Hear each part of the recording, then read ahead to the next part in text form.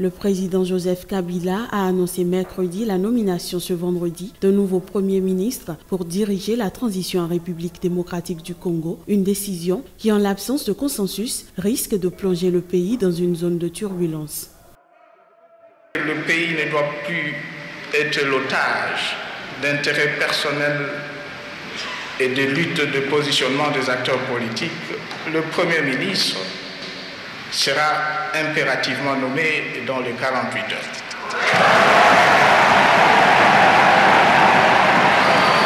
La majorité et l'opposition ont signé sous l'égide de l'épiscopat congolais un accord de cogestion du pays après l'expiration du mandat de Kabila le 20 décembre 2016 dans un climat de violence. Cet accord prévoit le maintien au pouvoir de Joseph Kabila à la tête du pays jusqu'à l'entrée en fonction d'un successeur élu lors d'une présidentielle prévue avant fin 2017 et la désignation d'un Premier ministre par le Rassemblement. 3 mois après sa signature, la formation d'un gouvernement élargi n'est toujours pas chose faite, rendant hypothétique la tenue des scrutins dans le temps convenu. Depuis, Joseph Kabila et sa majorité exigent du Rassemblement la présentation d'une liste de 3 candidats au poste de Premier ministre, mais la coalition d'opposition s'en tient à la présentation d'un seul nom en vue de son intérinement par le chef de l'État.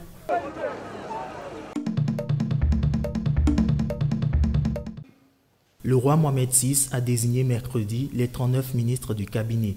Saad Eddine El Othmani dirige désormais le gouvernement du Maroc avec une montée en puissance de libéraux ayant la confiance du palais et la marginalisation des islamistes.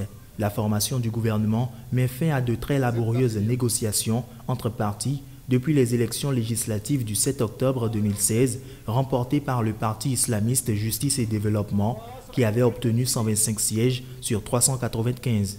La nouvelle majorité comprend le PJD, son allié du Parti du Progrès et du Socialisme, le Rassemblement national des indépendants, le Mouvement populaire, l'Union constitutionnelle et l'Union socialiste des forces populaires. Au regard de son score électoral, le PJD a décroché relativement peu de ministères d'importance.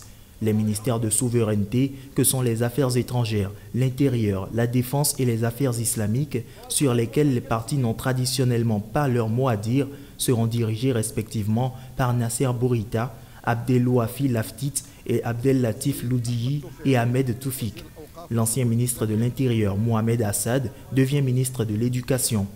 Habituellement au Maroc, les lignes idéologiques comptent peu ou pas, alors que le roi, arbitre au-dessus des partis et maître du jeu politique, garde la haute main sur les affaires étrangères, la défense ou encore les secteurs clés de l'économie.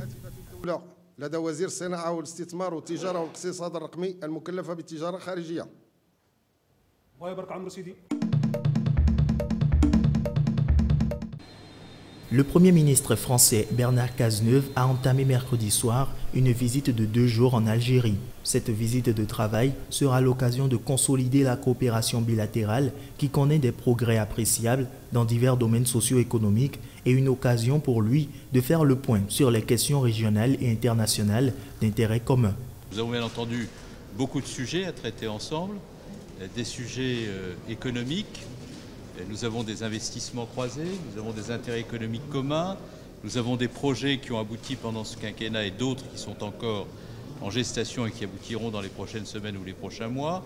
Les entreprises françaises implantées en Algérie, a-t-il argumenté, contribuent à la formation de cadres et techniciens algériens, citant l'exemple de la Renault Academy, de même que le transfert du savoir-faire dans les secteurs du transport urbain et électrique. Nous aurons d'ailleurs signé des accords pendant ce déplacement qui témoignent de la richesse de cette coopération.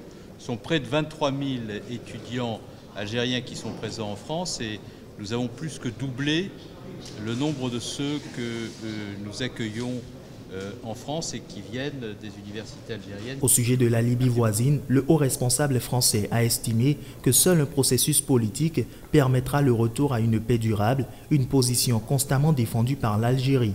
Il s'agit de la 3e visite en Algérie d'un Premier ministre français sous le mandat du président Hollande.